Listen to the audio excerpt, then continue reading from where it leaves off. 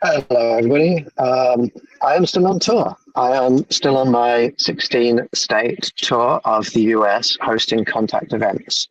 And I've had some really cool experiences during my touring. I'm hosting 24 in person alien contact events around the US. And in the last few events, I've passed through Florida and I've passed through Gulf Shores, Alabama, and New Orleans, Louisiana, and there's been some interesting experiences. I have encountered some wonderful people. I've encountered just walking around some of the nicest people you can imagine anywhere. One example is while I was walking around Gulf Shores. I'm walking around trying to find the location where I can access the beach where my event was. And just three really nice ladies just said, "Hey, are you okay? Can I help you? Can we help you with anything?"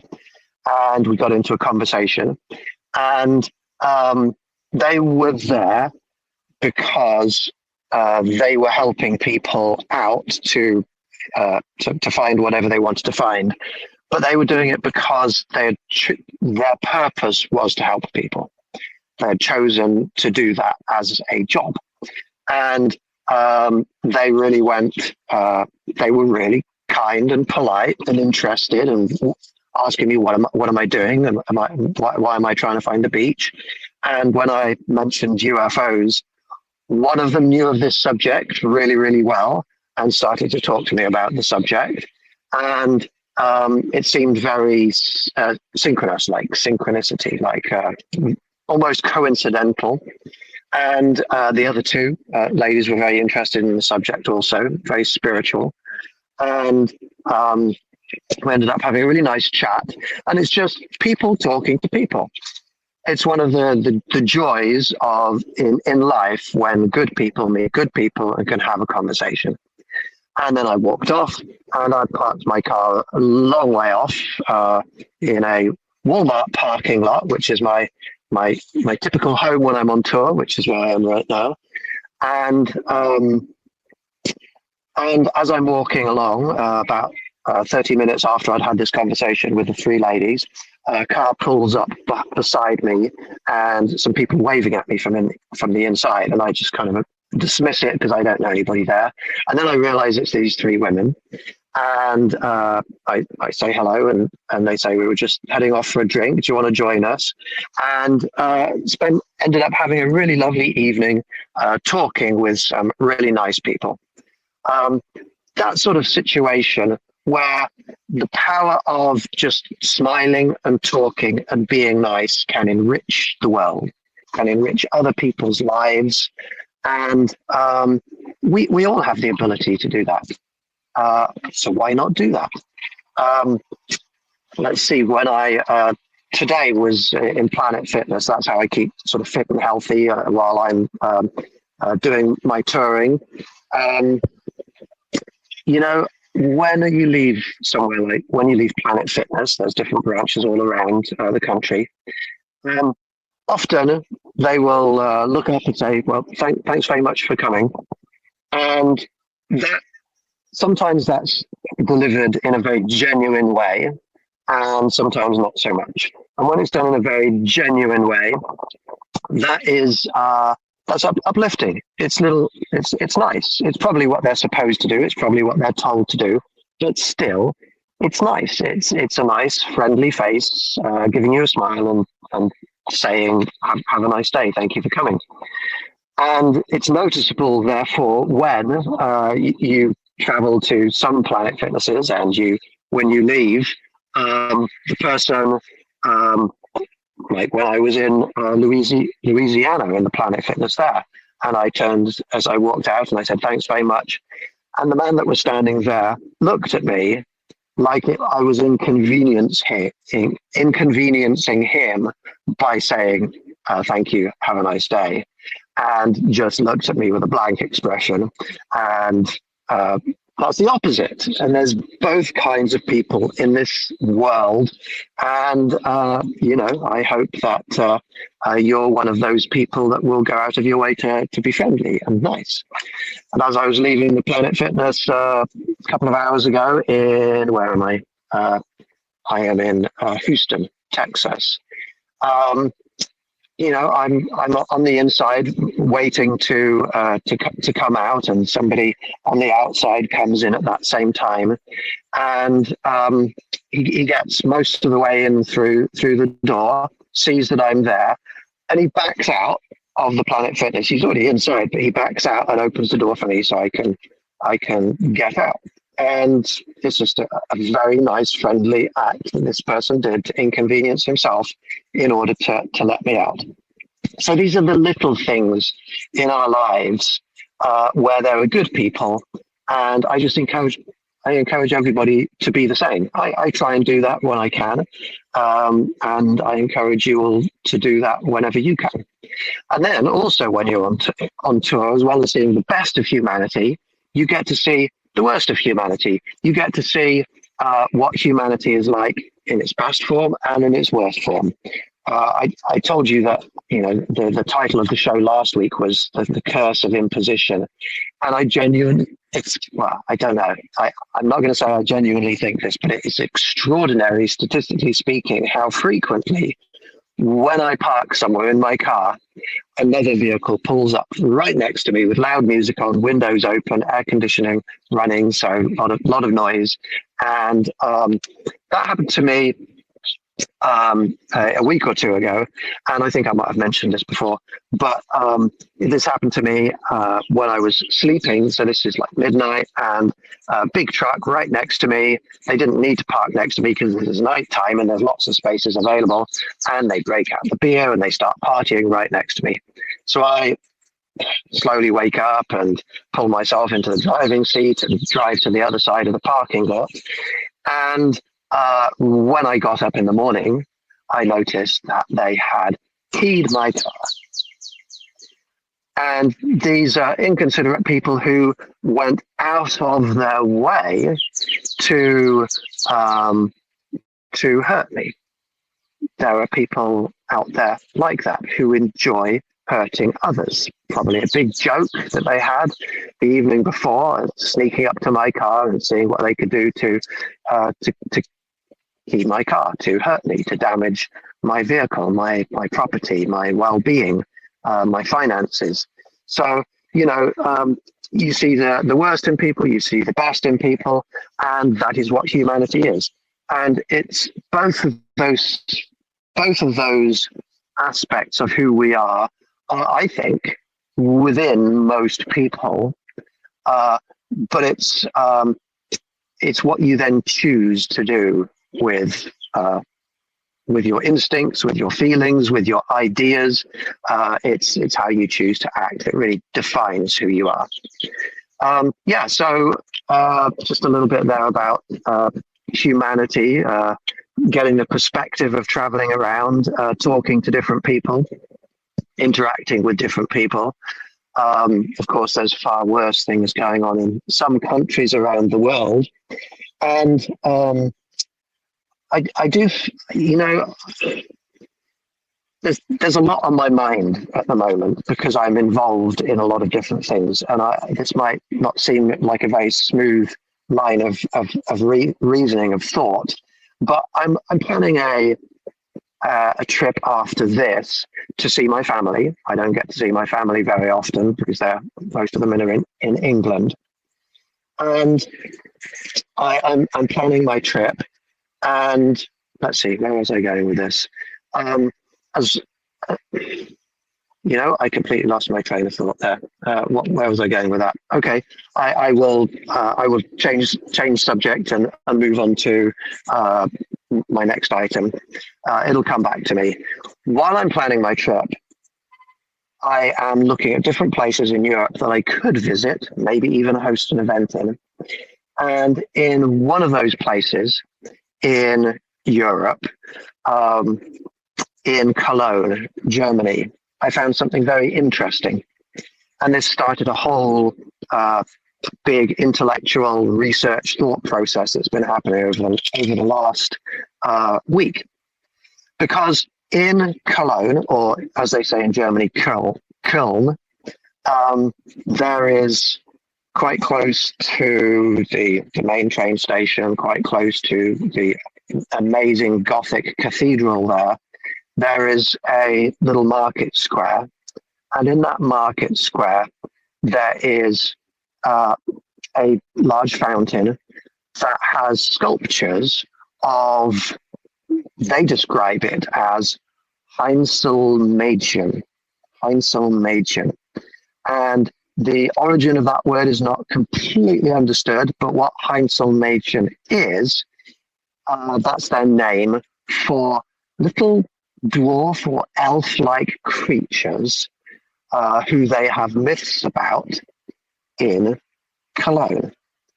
And this statue is over 100 years, this statue and fountain, this whole area, the Heinzelmädchenbrunnen, is over 100 years old. And it's dedicated to these small beings. Okay, so these small beings, I'm very interested, as you know, in all different paranormal and supernatural entities. And I started, as soon as I saw this while I was researching my trip, I thought, oh, that looks interesting. Supernatural beings. I'm going to look into that. And apparently there is a myth, a legend, folk stories in the area of at one time in Cologne or Köln, there being people having just really, really nice lives, relaxed, lazy, easygoing lives, because the jobs that they were involved in doing, a lot of those jobs got done by these little people in the nighttime for them. So that's a nice little story there. And there was a tailor who lived there, a tailor and the tailor's wife who lived there. And they were curious to know who was doing all of these jobs for them in the night. And their curiosity caused the tailor's wife to stay up late at night and try and observe the beings. And she put down peas all over the floor so that when they would come in, they would slip up on the peas. She would hear it. She would be able to come out and look before they disappeared off. And it worked. These beings came out and slipped up on the peas, and she looked out and she saw them and these little creatures. And she was happy that she got to see who they were and what was going on, but they were not very impressed because they had slipped up and fallen over, and their secret identity had been revealed, and they disappeared away and never came back. And from then onwards, the people of Cologne have had to do all of their work themselves. So it's a nice little interesting story, just because there's some kind of maybe a dwarf-like or an elf-like creature. And then I did a bit more research on elf-like creatures, because the origin of elves is from Germany or Germanic countries, that whole area, and going back earlier in time in the Norse culture, so that whole Scandinavian area. And one of the things that came up, obviously, as I'm looking at these German creatures who do work for people at nighttime, one thing that popped into my head, well, how about the elves and the shoemaker? Because that's a very similar story. And I did some research on that. And that story comes from the Grimm Brothers collection of fairy tales in that area of the world. And so I've started to listen through audio recordings of people stating or reading through those stories. And they're very interesting stories. A lot of them, a lot of those stories, the Grimm stories, are what Disney fairy tales are based of. uh, based on, like Snow White and Rapunzel, various different stories like that. And so they have sort of a Disney kind of feel to them. There's lots of talking animals, but there's talking stones, there's talking beans, there's talking straws. Everything seems to be alive and have a consciousness of its own. There's like stories about living sausages that swim around in the vegetable stew before it's served, so that people can then have a nice flavor in the stew, in the casserole. So it's quite bizarre, and a lot of the stories is like, well, what's the point in this story? That it's from a different time, a different culture. You can tell they're from a different time when you look at things like Snow White, and you realize, Snow White, this girl is 7 years old. And at the end of the story, after she finally gets saved and woken up, this 7-year-old Snow White marries the prince, I think it is. And it's like a little bit like, okay, that's not something that would happen in today's world. So there's lots of elements within there that you're thinking, that's very odd. That's very different. That's not what we have today. And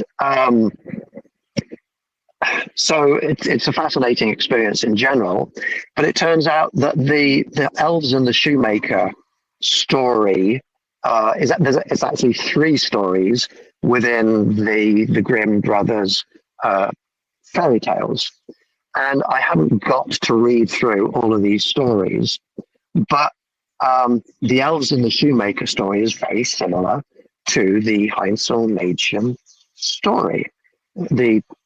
It's a person with a skill, not a tailor, but a shoemaker, and they're very poor, and they've got enough leather to make one more set of shoes, and so they prepare that, and then that evening somebody comes in the night and with great skill takes the leather that's been prepared and makes this beautiful pair of shoes.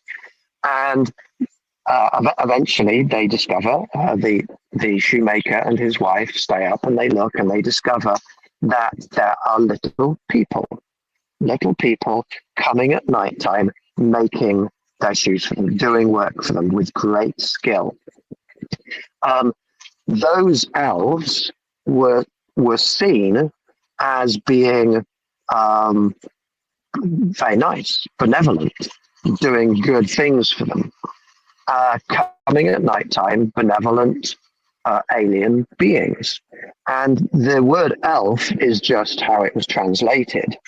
What was the actual word? I think the true translation was more like white men, not white as in WHITE, but WIGHT, white. And there's 2 different possibilities I've heard about what that means.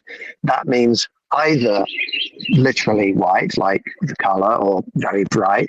So beings of light, men of lightness, or it means thing or creature. So creature man, which is interesting because creature man is like non-human, like a cryptid. So the word elf is a translation, and who knows if that's the same thing that was intended when the story was written. But that's one of the stories, and I'll be, if I have to analyze this carefully, logically, I would say that aliens don't tend to come in to our homes at night and do work for us. So, the alien connection is a bit tenuous there. But one of the stories, which I haven't got to yet, but I've read a summary of it, one of the stories has these elves come in at night time and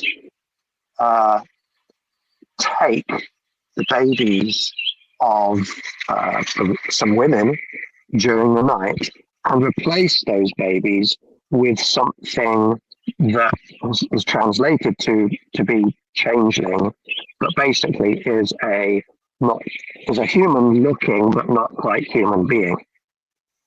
And then I'm thinking, okay, now we're moving into the direction of what today we consider at least some species of aliens to do. Even though most of the alien beings that are around us that we communicate with are very helpful. I would even go so far as to say benevolent. They're supportive. They're kind. They guide us. They protect us. When I say us, if you build up a relationship with them, if they like you, they can be very, very nice to you.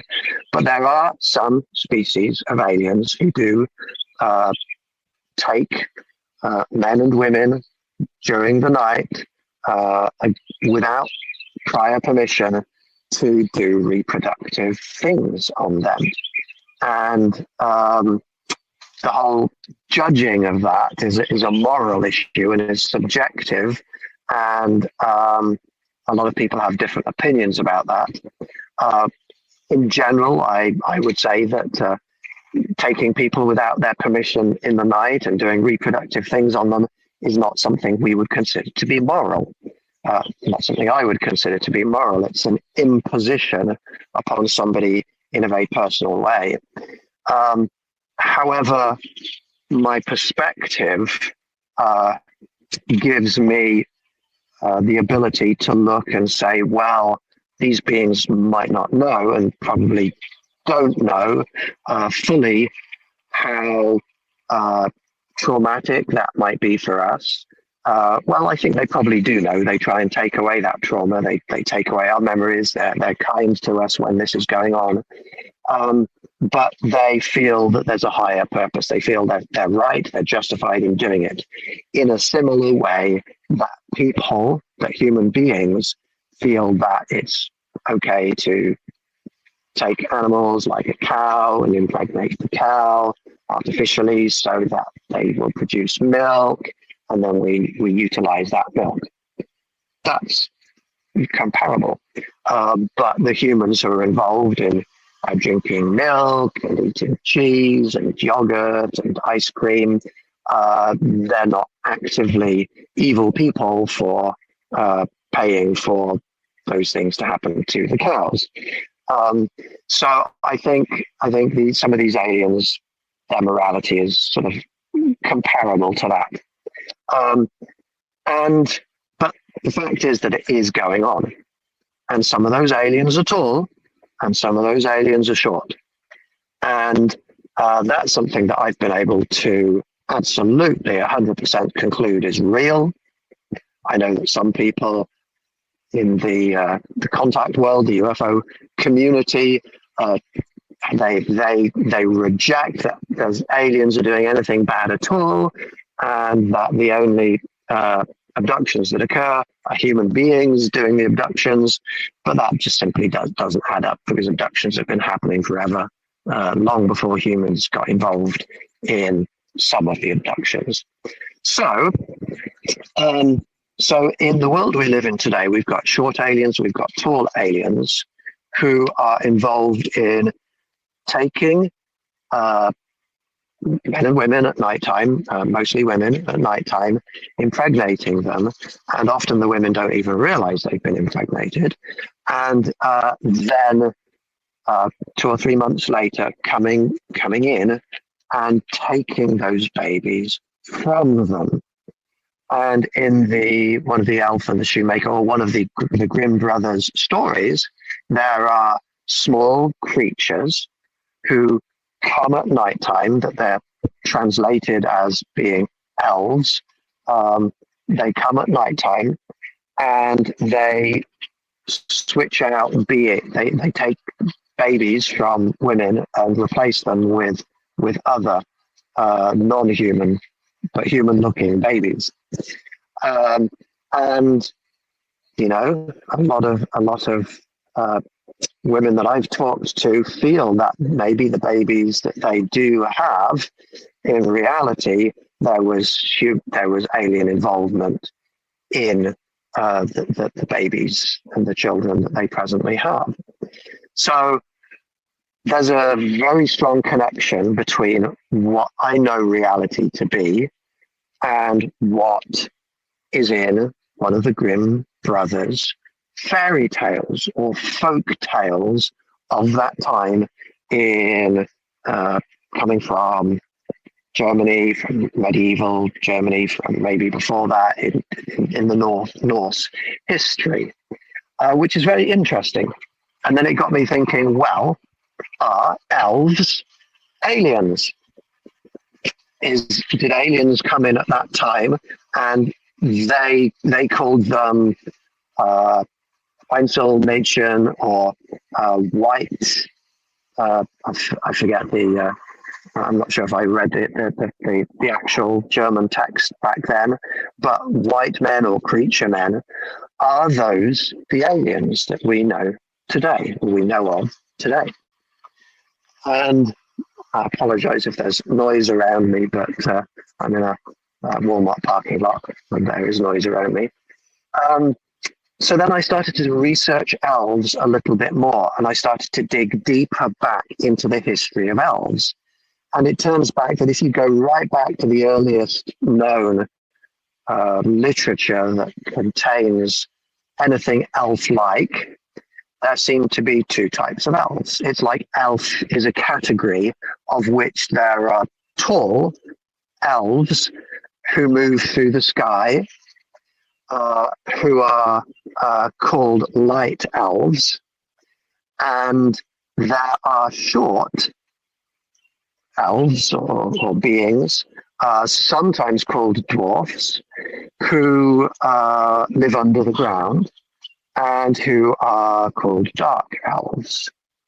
And that sounds very similar to greys or grey-like beings.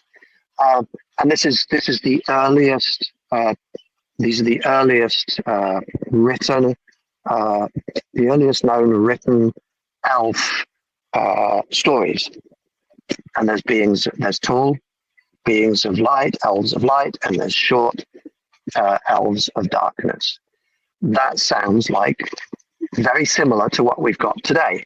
Now, I personally wouldn't categorize all of the different alien species out there, quite like that. But it's very similar to what I observe today. So I've found this to be very interesting. And upon researching this whole subject, I discovered that there's a word which translated in some of these early texts is translated as elf disc or elf wheel. And that is the translation, elf disc or elf wheel. And these beings are associated with these discs and these wheels, elf discs and elf wheels, especially the beings of light. And in the past, when literary scholars have seen those words, elf disc and elf wheel, they have interpreted or translated those as meaning the sun, which could be possible that that's what the people of that time were really meant those words to mean. But if we think that elves might be aliens, then could an elf disc or an elf wheel, could they be flying saucers? Seems very probable to me that an elf disc or an alien disc is a flying saucer. And you can see, if you look across different cultures, you can see analogies to that. You can see other examples of that sort of thing happening. For example, in ancient Egypt, there are images, there are pictures sculpted into temples and painted as hieroglyphs of discs with wings, a disc or a circle with wings either side. And what we're talking about is a flying disc. And those flying discs in the past have been interpreted by scholars as the sun. A flying disc is the sun. The sun flies through the sky. But what other discs fly through the sky? Flying saucers. Could those flying discs, those discs with wings, actually represent flying saucers? And that theory might be, well, it is supported by, when you look at some of these sculptures, they have discs behind their heads, discs around their heads. And they're not globes, but behind their heads, it's like a frisbee, like a plate behind the head, but it's symmetrical. Plates behind their heads or discs behind their heads. For example, when I went to the British Museum last time, there are tall ancient Egyptian statues of humanoids with the faces of lions, the heads of lions, and behind their heads are discs. And the shape of those discs, if you look at them three-dimensionally, they are the shape of like a discus, like an actual flying saucer. They are not the shape of the sun. So that also adds credence to the theory that these discs are actually flying saucers. So when they put these discs behind the heads, then what they're saying is these are beings from flying saucers. Or these are beings strongly connected with flying saucers. Maybe their origins from flying saucers. Any of those interpretations. Maybe those flying saucers were flying around actively at that time, and they were just coming in and out of them. But these are beings from flying saucers. And then, of course, you can jump to other cultures as well, because the Egyptian culture feeds into Christian cultures. And if you look in Christian cultures, you look at, many other Asian countries around the world, Asian countries in Asia, rather, in their religions, there are quite frequently discs or rings of light behind or above people's heads. Not just any people who have been elevated in status to being something special, to being of religious significance or spiritual significance. I'm talking about halos. Now, halos are not just confined to Christian religion, they're across many religions and dating back from pre-Christian times. And sometimes those, something that adds strength to this is, well, maybe that those halos are some kind of spiritual emanation. Okay, but auras or spiritual emanations are not just around the head. So what's going on with that? The auras are all around the body and not in the shape of a disc. So the fact that a spiritual representation of something glowing but is behind the head or behind the entire body in a circle in a disc shape, those things seem to, in my opinion, be more likely to represent flying saucers than auras. So I think throughout a lot of different cultures, you very probably have, if you look back at their old stories, their old fairy tales, tales about elves, tales about dwarfs, tales about non-human entities. When you look at those stories and then consider the possibility, could those beings be what we now call aliens? Short aliens, tall aliens. Then I think my personal answer to that is, well, I can't know for sure because I wasn't the person that wrote those stories down. But it seems very likely to me that the reality that we have today with these aliens around us is they had the same reality back then. And they also had psychics back then. They had mediums. They had people that were spiritually perceptive. They had people who were being taken by aliens in the night to have reproductive things done to them. They too had encounters with benevolent aliens, and maybe sometimes aliens that are not so benevolent. And whereas we use the word alien or often extraterrestrial, and we often think of them as coming from other planets. This is just our language and our frame of reference. Back then, they didn't have that frame of reference. They didn't know about space like we know today. They didn't know about what the planets are and what the sun is and what the stars are. They didn't know the geography of the universe like we do.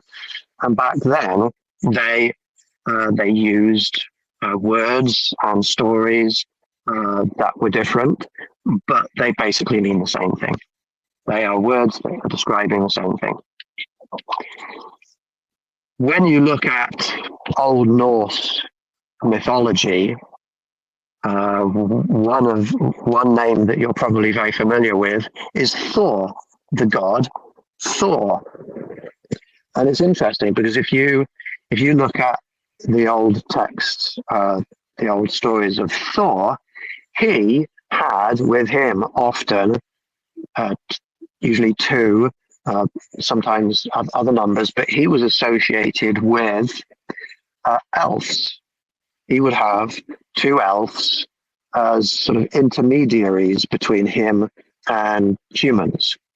So you have a god with two elves, beings of light, with him. So that's interesting because, okay, that it shows the extent to which non-human entities are associated with our old stories. But there's also a connection to what they would have called, what they described as a god. And in Christianity today, and throughout hundreds of years, there's been this notion of beings of light who are like intermediaries between God and humans. I'm talking about angels. And in fact, I'm not really knowledgeable about religion, so I apologize if I'm not saying this as accurately as a Christian, as a devout Christian might. But I'm pretty sure that Lucifer, or the devil, used to be an angel and was a fallen angel, and you have beings of light and beings of darkness who are these supernatural entities. And you have angels, you have demons, and those angels and demons are comparable to the dark elves and the light elves, the light elves and the dark elves. Could these words, dark elf and light elf, be describing the same entities of reality, in reality, that angels and demons are describing? When you really look across religions and ancient stories, fairy tales and folk tales, you really see that there's a lot of commonalities, and they might all be describing the same things. The story, one of the weird things I think in the stories, those old Germanic stories about the elves and the shoemaker and the what they call the Heinzelmädchen. One of the weird things is that these beings are described as little naked mannequins, little naked people. And that word naked comes into those stories. And, okay, that's a little odd. But if we look at reality, that these alien beings, to us, I've heard people like Ingo Swann, when he remote viewed the beings on the moon for, I don't know, some secret industrial, mostly complex organization many decades ago. When Ingo Swann was asked to remote view the moon, he described seeing little naked people. When people, the classic image of an alien that people see, often these beings, not always, but often these beings seem to, well, what I think is going on is that they're wearing skin tight clothing, sort of jumpsuits that cling to the body and don't have obvious zippers or buttons. And so they can appear to be, to somebody at a brief glance, naked, but in fact, they're wearing skin tight jumpsuits or clothing, a lot of them, not all of them. Some of them are far more sort of Queen Amidala in like Arcturians with big high collars and regal clothing. So that's another commonality between what the beings seem to be wearing today and what these beings are described as appearing like in those old stories. Okay, I'm looking at my notes here to see what's next. So this is all very interesting with the elves, and I encourage people to go and do your own research. Maybe listen, there's some good YouTube videos on the history of elves and dwarfs and things like that. It's funny to think that when we watch something like the Disney cartoon Snow White and the Seven Dwarfs, do they mean those dwarfs to be small human beings, or do they actually mean those dwarfs to be aliens? It gets one thinking, and I don't know all of the answers, but speculating is certainly fun and opens up various different theories. So yeah, go out there and watch some of those YouTube videos, do some of your own research, look at some of the early translations of some of those stories about elves and dwarfs and other beings that are out there. Fairies, who knows, maybe fairies is also fits into that category. But fairies is not something that I've researched extensively, so I'm not going to talk about them now. Moving on from that subject, there's just two or three other things that I think, as I'm driving along in my touring, they pop into my head, and I think I should probably talk a little bit about that. One of the things is people feeling like they know something when they all believe something. And I know I've talked about this a lot before, but I'm going to give a couple of examples. I have friends who are out there, and we are friends who have different beliefs, different opinions to myself. And from time to time, some of them try to get me to consider viewpoints that are different from my current viewpoints. And they're my friends, but I don't consider some of the things that all of my friends to do to be correct or right. And sometimes they impose upon me emails, texts, messages, where they are clearly trying to convert me, convince me of something that is different from what I currently consider to be reality. Now, sometimes you might have a relationship with somebody where that's okay. You talk about things like that. You have that sort of social understanding that That's okay in your relationship. And whether or not that's right or wrong depends on your personal relationship with those personal people. But sometimes I think it would be true to say that some people try to push or force or pressure their beliefs upon others. And I'm going to say now that a lot of the time, that, in my subjective moral opinion, is not okay. It is an imposition. It is also not being in harmony with how you both are. It's not being in harmony with the friendship as it presently is. It is imposing thought and time and energy and effort on other people who have not asked for it. Now, if they ask for it, then that's a different matter.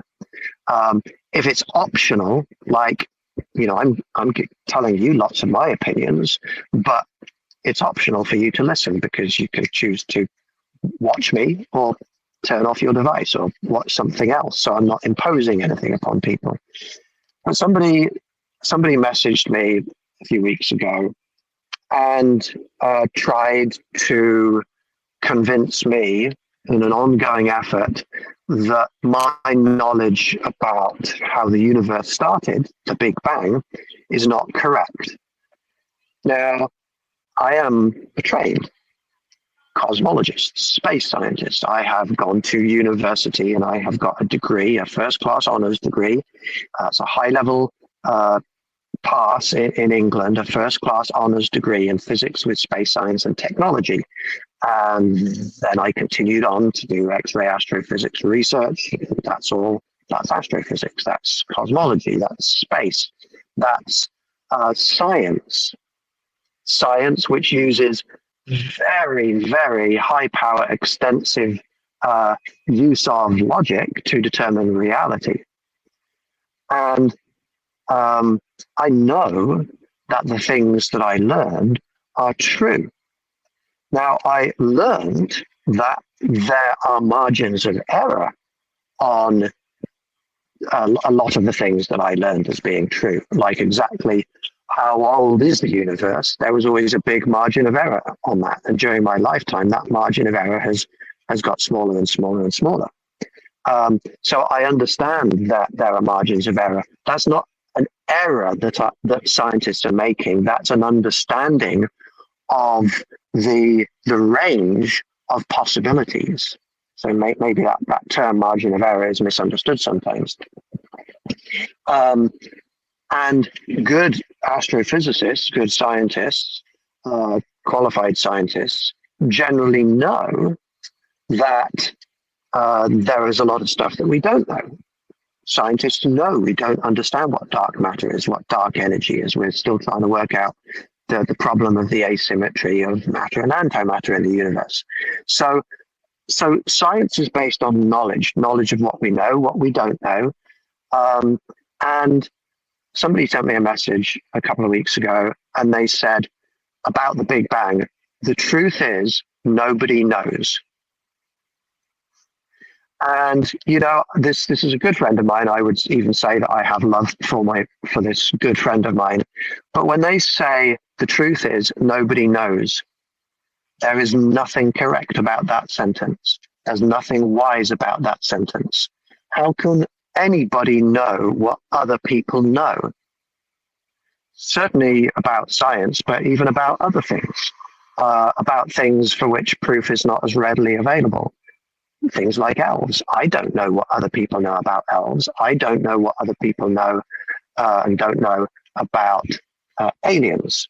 So please, people listening to this, never say nobody knows. And never preface it with the truth is nobody knows, because that is not a wise thing to say. And don't try and convince scientists that their knowledge is not correct, but your beliefs are, when knowledge is something that requires proof and has been proved. And belief is something that requires an absence of proof. There is no logically convincing somebody that a belief is correct when it's contrary to knowledge. So I ask people to exercise a little bit of wisdom in that area.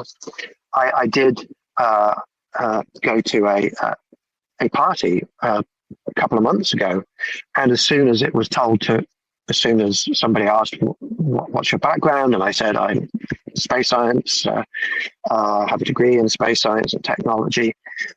When they then proceeded to this is actually two different people. One person proceeded to try to convince me that the moon landings didn't happen, which is nonsense. They did happen. And then the other person tried to convince me again that the Big Bang didn't happen, which is nonsense. We can see it. We can look into space and we can see the afterglow of the Big Bang, exactly where it should be. It's called the cosmic microwave background radiation. These are not wise things for people with beliefs to, with conviction, try and convince somebody with knowledge that they're incorrect. I would even go so far as to say that it's not wise for people with beliefs to try and convince other people who also have beliefs that their beliefs are wrong. There's no wisdom in imposing upon people anything at all. But I think there's also wisdom in understanding that some people are experts in a field because they have learned knowledge, and you just can't go and argue with those people because knowledge is different from belief. So those are the things that I wanted to talk to you about today. I encourage people to please be wise, be respectful to others, try and brighten people's days by smiling and saying nice things and opening doors for people and being kind. Notice people, look at them, smile at them, be nice, and go out there and investigate dwarfs and fairy tales, the Grimm Brothers stories, which are a bit bizarre in places, but very interesting, certainly give you a different perspective on how people used to be.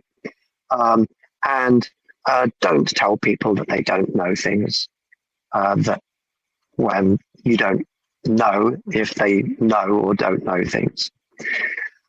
I would like to wish everybody peace, love, and happiness, and you all take care. I look forward to seeing you next week. Goodbye.